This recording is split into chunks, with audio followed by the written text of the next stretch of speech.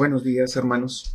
Gracias a Dios estamos llegando a esta sexta sesión de clase de escuela dominical del artículo 12, la seguridad del creyente. Le agradezco a Dios que hayamos podido llegar hasta aquí. Esta va a ser nuestra última sesión con respecto a este artículo.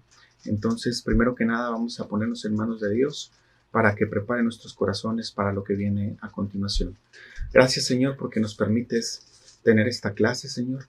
Te pedimos, Señor, por la Iglesia Bautista Berea, Señor, que está en su casa, Señor, para que estemos preparados, Señor, para lo que vamos a recibir, Señor, y que no sea simple conocimiento, Señor, sino que sean convicciones en nuestra vida que podamos poner en práctica, Señor, para que podamos reflejarte a ti en nuestras vidas, Señor, que es lo que queremos, Señor, reflejarte a ti para que por medio de ese testimonio podamos traer más gente a Cristo. Esto te lo digo en el nombre de tu Hijo amado Cristo Jesús. Amén. Le doy gracias a Dios porque estamos llegando a esta sexta sesión, esta última sesión. Y antes de avanzar con lo que nos quedamos pendiente, quiero recordar cuál es el objetivo que teníamos en esta sesión.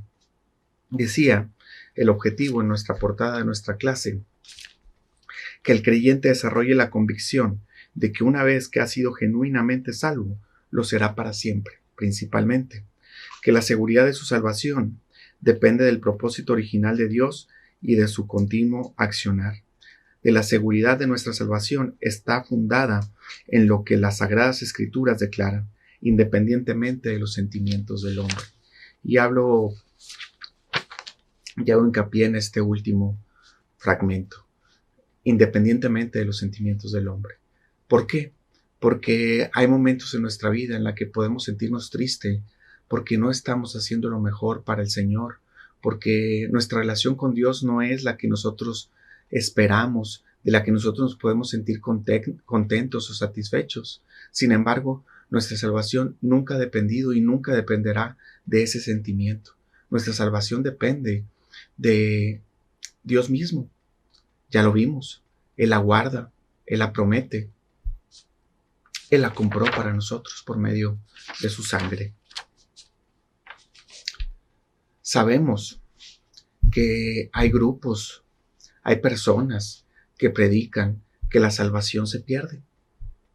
Y este grupo o este tipo de personas viven con un continuo temor de lo que le ha sido entregado, que es lo más valioso que tenemos, la salvación, la puedan perder.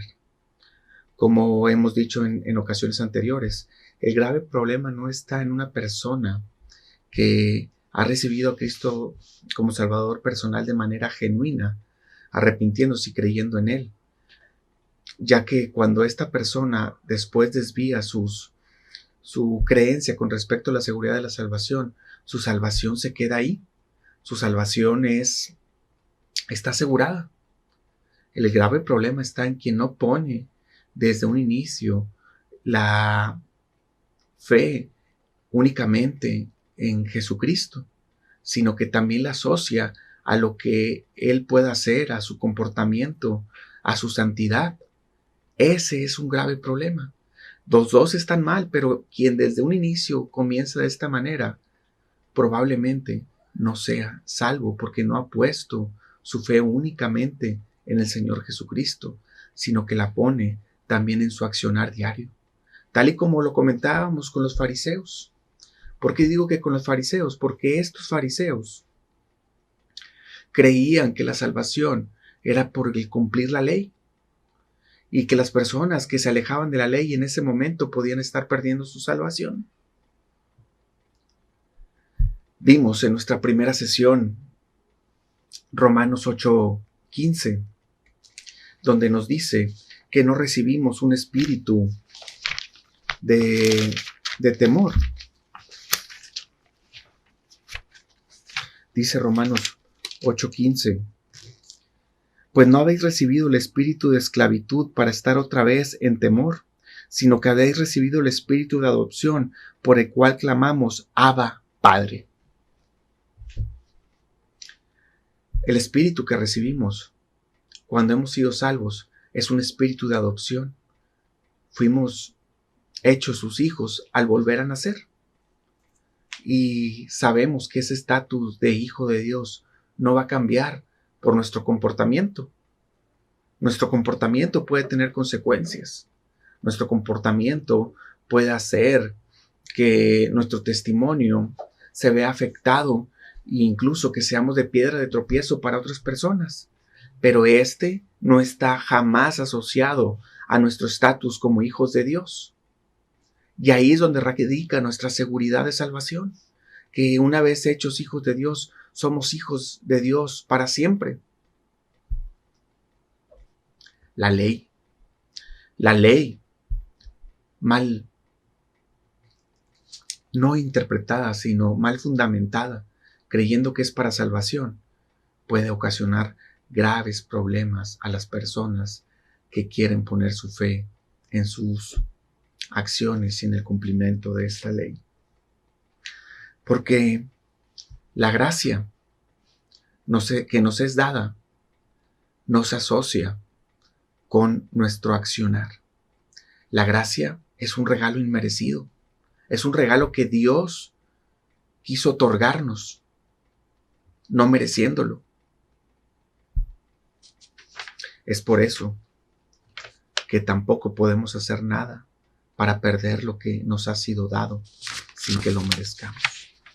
Nada hicimos para merecer esa gracia y nada vamos a hacer para perderla, porque ya nos fue entregada como un regalo. Después, en el capítulo 1, vimos que la salvación es eterna. Ya hablamos de Juan 3, el versículo 15 y 16 en particular. Pero ese era el encuentro que Jesucristo tuvo con Nicodemo, cuando le dijo que era necesario nacer de nuevo. Y Nicodemo no lo entendía. Y platicamos acerca de esto, de cómo Nicodemo no entendía que tenía que nacer de nuevo y que su espíritu tenía que nacer de nuevo porque el espíritu que tenía era un espíritu muerto. Y nos enfocamos en la vida eterna. Y al decir eterna, lo que queremos decir es que es para siempre, que los que nos ha sido otorgado es una vida eterna, no una vida temporal. Nuestro espíritu que ha nacido de nuevo es un espíritu eterno. Es un espíritu no corruptible. Es un espíritu que puede estar en presencia del Señor. Por eso creemos que cuando una persona que ha sido salva muere, su espíritu va a la presencia del Señor. Cuando Cristo venga, entonces los muertos en Cristo resucitarán primero, y es ese momento en que el espíritu que estaba en presencia del Señor se junta con ese cuerpo que también ya va a ser de carácter incorruptible, pero el cual los hombres no tienen ahora, y los que murieron tampoco gozan de él, sino hasta aquel día, el día del arrebatamiento. Pero nuestro espíritu es eterno. Luego, en ese mismo verso, hablábamos acerca de la promesa que venía con el creer, para que todo aquel que en él crea no se pierda. El que ha creído no se va a perder. Y vimos varios versículos que apoyaban de diferentes maneras esto que el Señor Jesucristo nos estaba prometiendo al estar hablando con Nicodemo. Vimos Juan 5:24, y Juan 5:24 decía: de cierto os digo, el que oye mi palabra y cree al que me envió, tiene vida eterna y no vendrá a condenación, mas ha pasado de muerte a vida. Otra vez, el que cree no vendrá a condenación, el que cree no se pierda. Y nos habla de la seguridad de la salvación. Y nos habla que para no perderse y para no tener condenación, está directamente ligado al haber creído y no a nuestro comportamiento. Sabemos que la santidad es otro tema aparte. Juan 11, 25 y 26, hablando de la muerte de Lázaro, Jesucristo dio otra enseñanza en ese contexto. Le dijo Jesús: Yo soy la resurrección y la vida, y el que cree en mí, aunque esté muerto, vivirá. Y todo aquel que vive y cree en mí, no morirá eternamente. Y le preguntaba, ¿crees esto? El que cree, no morirá. El que cree, aunque esté muerto, vivirá. Otra vez, es vida eterna. Entonces, si es eterna y si es de carácter eterno, quiere decir que no termina. Quiere decir que jamás vamos a morir. Y sabemos lo que está enseñando el Señor Jesucristo aquí. Está hablando de la eternidad de nuestro espíritu, de que no vamos a morir. Y después, ese espíritu que se va a juntar con un nuevo cuerpo que nos ha sido prometido. Pero está hablando que por el creer tenemos vida eterna. Y sabemos que vida eterna significa para siempre. Hablamos, si recuerdan, de esa variación de la palabra en griego que es aion, que era aionés. Y decíamos que así como aion significa siglo o tiempo, esta variación era fuera de tiempo, que no tenía principio, no tenía final, que la vida que nos ha sido entregada por medio de Jesucristo a través de nuestro creer y arrepentimiento es con esta cualidad, es una vida eterna. Vemos que también Pablo habló acerca de la vida eterna. Y en Romanos, yendo otra vez a Romanos, en Romanos 5, 20 y 21, dice, pero la ley se introdujo para que el pecado abundase, mas cuando el pecado abundó, sobreabundó la gracia, para que así como el pecado reinó para muerte, así también la gracia reine para la justicia, para vida eterna mediante Jesucristo, Señor nuestro. Y así como el pecado hizo manifiesto, así como la ley hizo manifiesto el pecado en los hombres, fue evidenciado, además de que hablamos de la naturaleza del hombre, que cuando conoce los límites, pareciera que lo que quiere es traspasarlos. Pues así también la gracia abundó. Y no quiere decir que la gracia se ensanchó, sino que realmente al manifestarse el pecado en nuestra vida, en esa naturaleza carnal que tenemos, es que nos damos cuenta de la grandeza de la gracia, hasta dónde abarca con nuestros pecados pasados, presentes y futuros. Así es el sacrificio del Señor Jesucristo.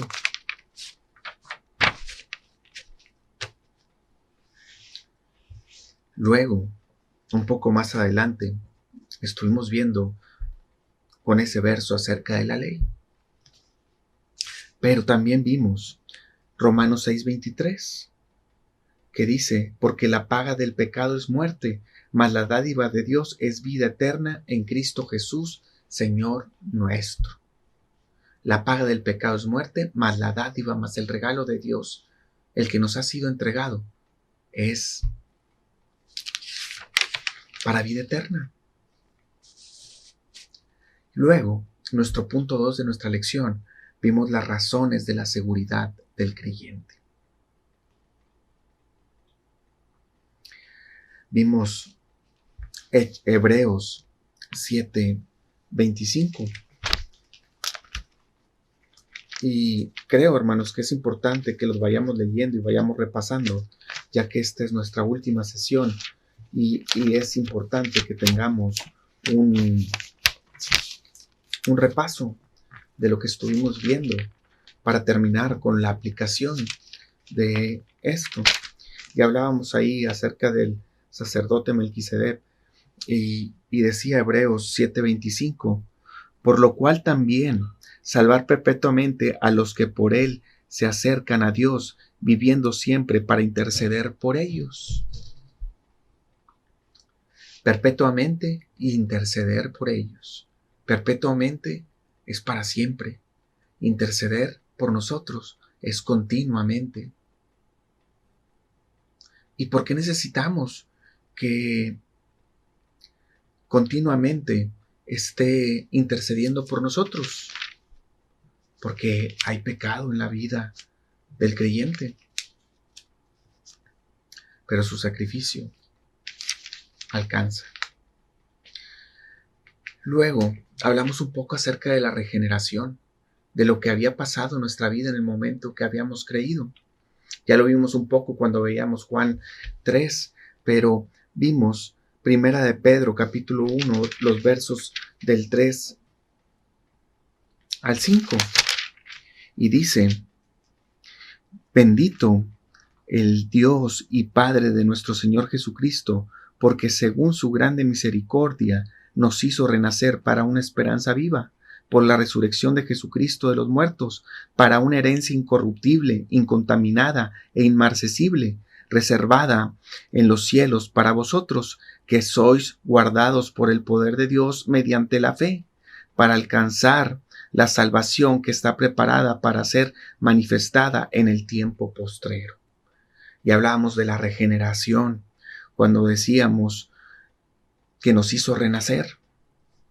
Hablábamos de esa herencia incorruptible, incontaminada e inmarcesible, reservada en los cielos para vosotros, porque no va a terminar, ahí está, y que somos guardados por el poder de Dios.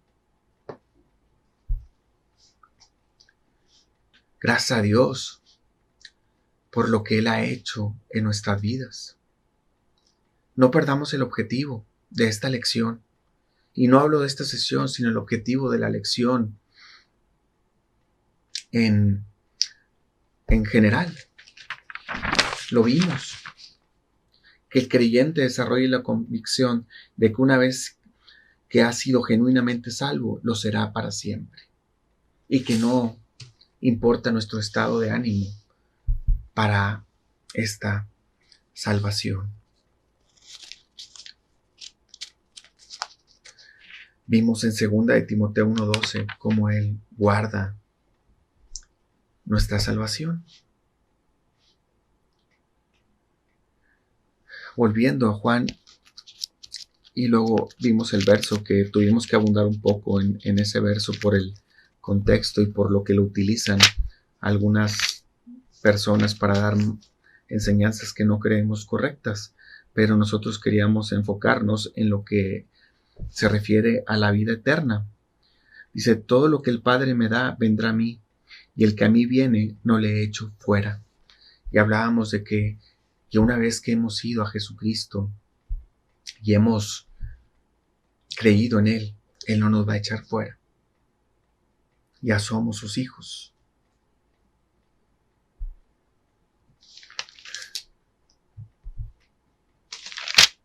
Vimos en Juan 10 quién es el que nos guarda.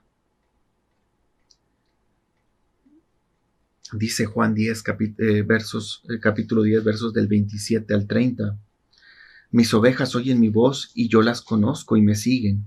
Y yo les doy vida eterna, y no perecerán jamás, ni nadie las arrebatará de mi mano. Mi Padre que me las dio es mayor que todos, y nadie las puede arrebatar de la mano de mi Padre. Yo y el Padre, uno somos. Estamos en la mano de Dios, y nadie nos puede arrebatar de ahí. Podemos caer en pecado, pero nuestra vida eterna, el ser hijos de Dios, eso no nos va a ser quitado.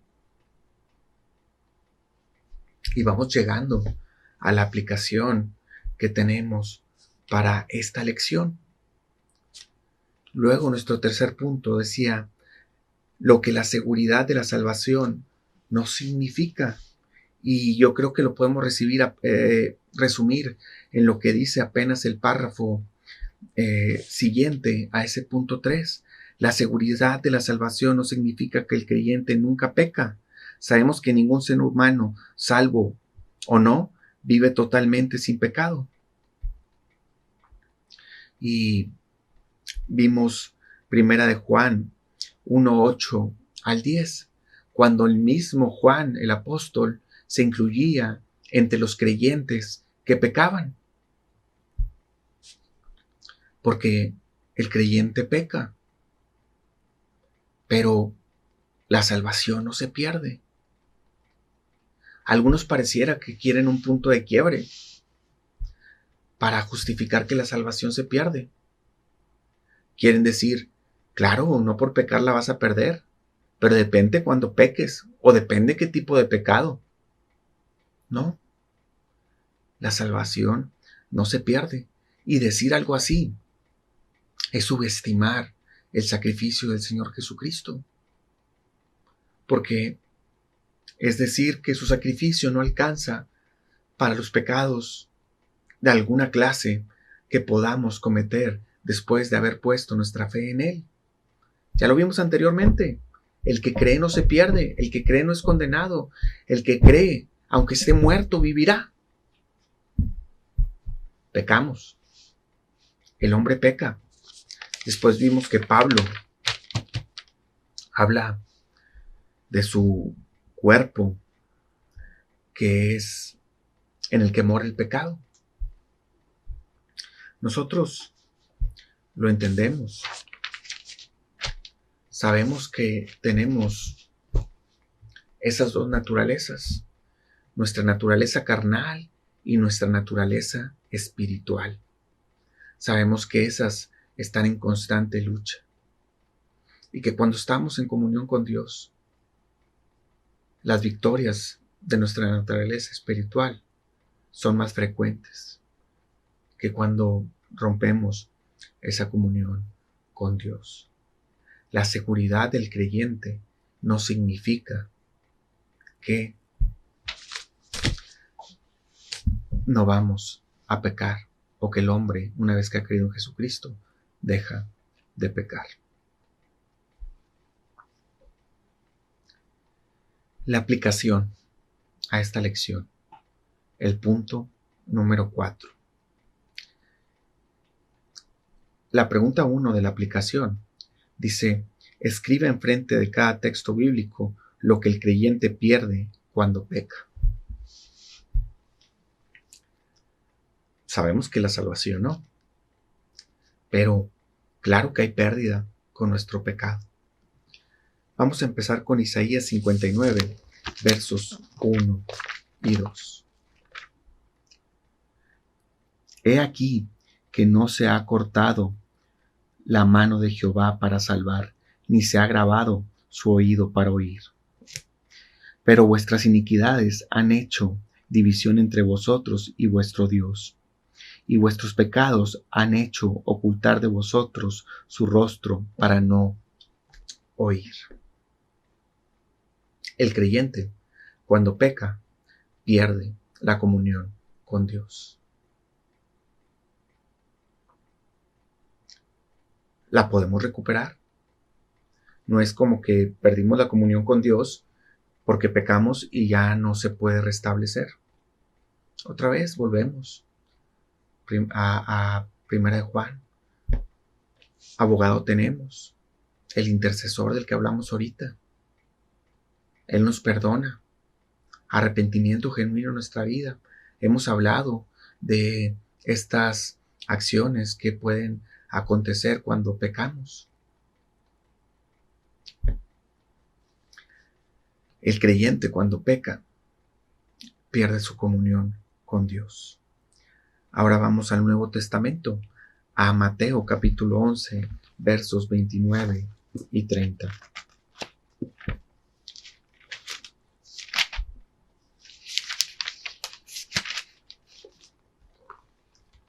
Dice así, Mateo 11, versos 29 y 30. Llevad mi yugo sobre vosotros y aprended de mí, que soy manso y humilde de corazón, y hallaréis descanso para vuestras almas, porque mi yugo es fácil y ligera mi carga.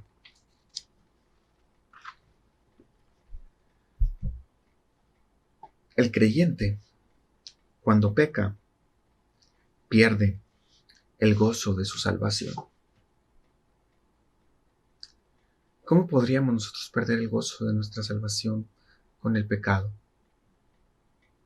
Algunos dicen, al contrario, pues cuando peco más gozo tengo por mi salvación, porque esta no depende de que yo haya pecado o no, y me acuerdo, ¿no? Perdemos el gozo de nuestra salvación. Ya dijimos que perdemos nuestra comunión con Dios y perdemos el gozo de nuestra salvación porque no estamos conectados con nuestra parte espiritual. no estamos sensibles a lo que Dios hizo por nosotros. Y entonces es que ese gozo de la salvación se pierde, se olvida para estar en otras cosas. Pero cuando el gozo de la salvación lo tenemos, buscamos estar cerca de las cosas de Dios, porque tenemos presente lo que Dios hizo por nosotros y lo que significa. Pero cuando estamos alejados, perdemos ese gozo. No pareciera que no lo recordamos. Volvemos al Antiguo Testamento. Génesis 19, versos del 12 al 16.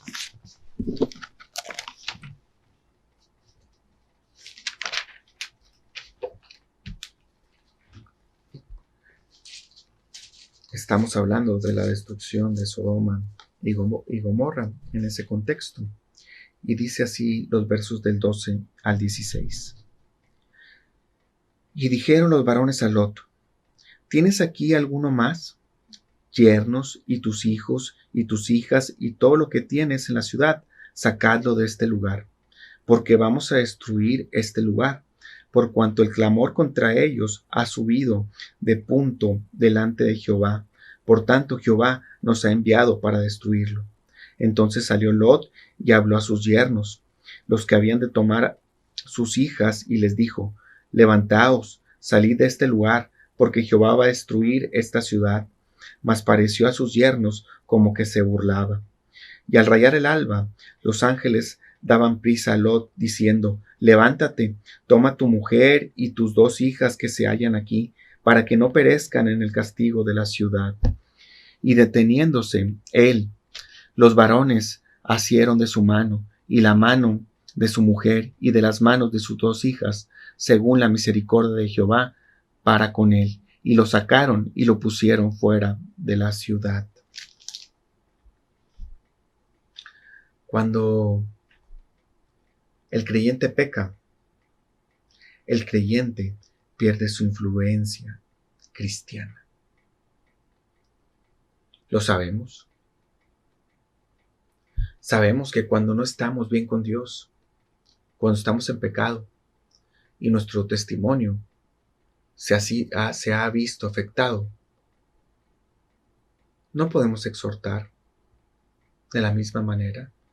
No nos sentimos dignos de hacerlo. No queremos compartir el Evangelio porque nuestra vida no respalda lo que creemos. Y lo que sucede es que tampoco nos creen.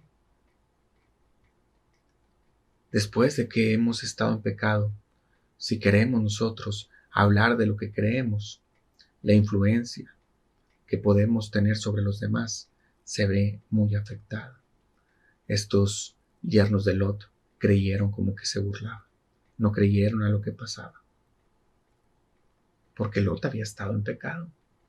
Lot estaba donde no debería de estar. El creyente pierde su influencia cristiana cuando peca. Un poquito más adelante, Números 20, versos del 8 al 12.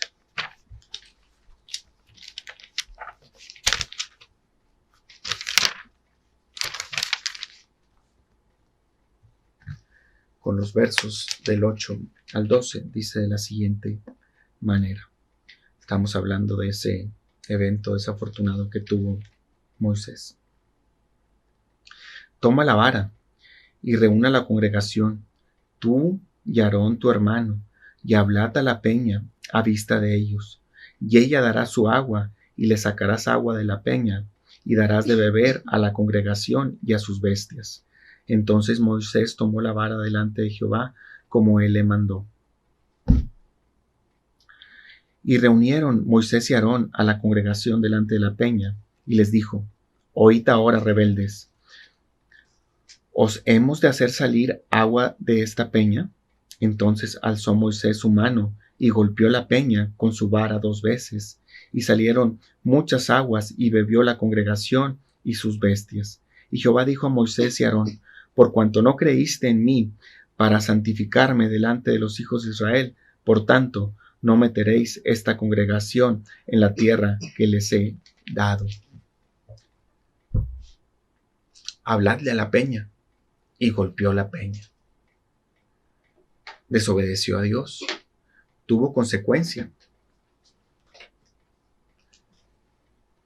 Y por estar en pecado, el creyente puede perder su vida. No su vida eterna, su vida en esta tierra. A Moisés le fue marcado que iba a morir antes de que llegaran a la tierra prometida. Antes de que llegaran a la tierra prometida. Se marcó su momento de la muerte por el hecho de haber desobedecido. 40 años en el desierto iban a estar. 40 años Moisés estuvo delante de ellos. Pero fue Josué quien guió al pueblo para que llegaran a la tierra prometida por el pecado de Moisés. Entonces, el creyente puede perder su comunión con Dios, puede perder el gozo de su salvación, puede perder su influencia cristiana y puede perder su vida, todo esto por el pecado. Pero lo que no pierde es la salvación, es la vida eterna. ¿Por qué decimos esto? Porque tenemos que buscar una vida de santidad. Tenemos que buscarnos, alejarnos del pecado, porque el pecado trae consecuencia a nuestra vida. Pero no por el hecho de que nuestra salvación pueda perderse. Les comentaba de esos líderes religiosos que incluso conocen la verdad y dicen, sí, mi congregación, en donde yo enseño que la salvación se pierde, se comporta mejor que las congregaciones donde dicen que la salvación no se pierde. Es posible. Pero nosotros buscamos agradar a Dios y alejarnos del pecado. Precisamente por esto. Primero, por agradar a Dios. Y porque tenemos consecuencia del pecado. Gracias a Dios que la consecuencia del pecado en el creyente no es una consecuencia eterna o para la eternidad. La consecuencia del pecado en el creyente se paga en esta vida. No tiene eco en la eternidad. Ahora vamos con ese creyente, con ese que tenía su corazón conforme al corazón de Dios, con el rey David, el cual cayó en pecado. Y David, cuando su pecado le fue revelado, se entristeció en gran manera. Y tenemos ese Salmo 51, que muchos cuando nos sentimos abatidos por el pecado y queremos sentir el perdón de Dios, que ahí está, pero quisiéramos sentirlo de una manera más palpable, podríamos decir, aunque ahí está siempre. Nos gusta leer ese Salmo. ¿Qué había pasado con David? Por no estar cumpliendo su deber, por quedarse en su palacio, no estar al frente de la guerra, cayó en tentación al ver a Betsabé, al traerla para estar con ella. Y luego al ver las consecuencias, mandó traer a su esposo para finalmente, cuando no se cumplía lo que él quería, que era encubrir su pecado, lo puso al frente de la batalla y pidió que se alejaran de él para que muriera. Cuánto pecado en ese momento en la vida de David. Llega Natán, el profeta, y se pone ante él y le narra ese episodio de la oveja que tomó este hombre, siendo que tenía muchas ovejas, y tomó la oveja del que solo tenía esa oveja y que quería mucho, y la sacrificó para matarla, o más bien la sacrificó para tener un banquete. Le preguntó Natán, ¿qué castigo debe tener tal hombre? Contundentemente dijo, ese hombre debe morir. Bueno, pues ese hombre eres tú. Dios ha visto tu pecado. Y así nosotros en muchas ocasiones, Dios ve nuestro pecado y nos damos cuenta. Pareciera que mientras no nos damos cuenta, como si Dios tampoco se diera cuenta. Pero cuando el Espíritu Santo nos redarguye, cuando nos ponemos enfrente del pecado, como dicen que la ley sobreabundó el pecado, pero también sobreabunda la gracia, nos damos cuenta del perdón de Dios. David confesó su pecado. ¿Qué efectos del pecado experimentó el rey David? Salmos 51, 1 al 12. Ten piedad de mí, oh Dios, conforme a tus misericordias. Conforme a la multitud de tus piedades, borra mis rebeliones. Lávame más y más de mi maldad y límpiame de mi pecado. Porque yo reconozco mis rebeliones y mi pecado está siempre delante de mí. Contra ti solo he pecado y he hecho lo malo delante de tus ojos, para que sea reconocido justo en tu palabra y tenido por puro en tu juicio. He aquí, en maldad he sido formado, y en pecado me concibió mi madre. He aquí, tú amas la verdad en lo íntimo, y en lo secreto me has hecho comprender sabiduría. Purifícame con hisopo y seré limpio. Lávame y seré más blanco que la nieve. Hazme oír gozo y alegría, y se recrearán los huesos que has abatido. Esconde tu rostro de mis pecados y borra todas mis maldades. Cree en mí, oh Dios, un corazón limpio y renueva un espíritu recto dentro de mí. No me eches de delante de ti y no quites de mí tu Santo Espíritu. Vuélveme el gozo de tu salvación y espíritu noble me sustente. David quería el perdón de Dios y quería reconciliación con Dios. David tenía arrepentimiento de su pecado. Reconocía su estatus.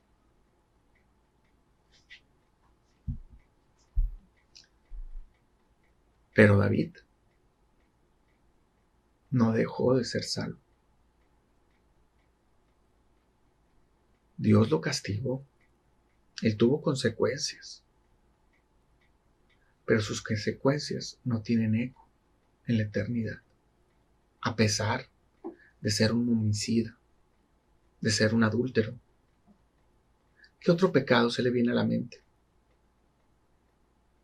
Porque están algunos que dicen, un verdadero creyente no comete tales cosas. Un creyente que tiene una vida así, no podríamos decir que es un creyente. Y yo te digo, si has pensado de esa manera, si te hubiera tocado ver al rey David en ese momento en que estaba en pecado, cuando a los ojos del pueblo se pudo haber corrido la voz,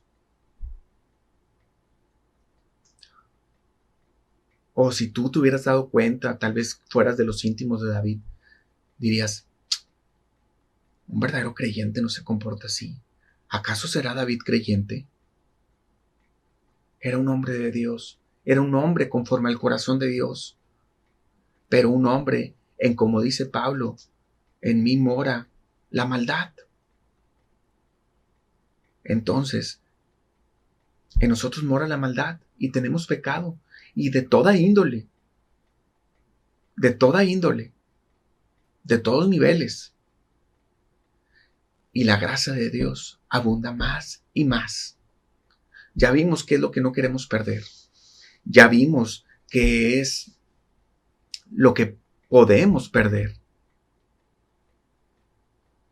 Pero a través de estas sesiones también ya vimos que lo más importante que tenemos, que es la salvación, no la podemos perder. ¿Qué reglas de interpretación debemos tener presentes cuando leemos un pasaje que parece enseñar la pérdida de la salvación? Básicamente, a la regla del contexto, el análisis histórico del pasaje y la interpretación literal del texto, hermenéutica, el significado de las palabras y sobre todo la oración para la iluminación. Es importante el contexto y el análisis. Es importante orar a Dios cuando vamos a su palabra. Dice por ahí en Hebreos, los que alguna vez fueron iluminados y fueron beneficiados del don celestial, pero que ahora son desechados porque ya no son iluminados. Estoy parafraseando. Pareciera que estaban perdiendo la salvación que una vez fueron iluminados. Y lees el contexto y está en Hebreos. Le habla al pueblo judío que una vez fue el pueblo que Dios tenía ahí. Va a cumplir su promesa, los va a traer de nueva cuenta. Pero en ese contexto, cuando estamos hablando, es la iglesia la que está trabajando y la que tiene el reflector en este momento. Somos nosotros. No era un pasaje que dijera que la salvación se pierde. Esos pasajes que dicen que el que tal hace será borrado del libro de la vida. Busquemos el contexto. ¿De qué está hablando? Ya vimos que la vida se puede perder por el pecado. Verifiquemos de qué estamos hablando. ¿Cuál es el contexto? Vamos a orar para terminar esta última sesión de la seguridad del creyente, agradeciéndole a Dios por habernos permitido terminar. Fue para mí un privilegio haber estado al frente de esta clase y la próxima semana ya podremos estar viendo a nuestro pastor, el hermano Edgar Caballero, quien va a tener a cargo el siguiente artículo de fe. Dios los bendiga, hermanos, y vamos a orar. Gracias, Dios, porque nos permitiste terminar con esta sesión. Te pedimos, Dios, que lo que hemos aprendido nos ayude para ser mejores cristianos, Señor, para compartirlos a otros, Señor, para que no tengan temor a aquellos a los que les ha sido mal enseñado acerca de la vida eterna, Señor, creyendo que la pueden perder, Señor, que nosotros nos podamos confortar con tu misma palabra, Señor, diciéndoles que la vida que tú nos ofreces es eterna, que tú la guardas, que no se pierde, que jamás no la vas a quitar, que somos tus hijos, que hemos sido adoptados. Gracias, Señor, por lo que hemos aprendido. En tus manos ponemos este conocimiento, Señor, para que podamos utilizarlo de la mejor manera, para tu honra y para tu gloria. En el nombre de tu Hijo amado, Cristo Jesús. Amén. Dios los bendiga, hermanos. Recuerden que en unos minutos más venimos con nuestro culto de predicación.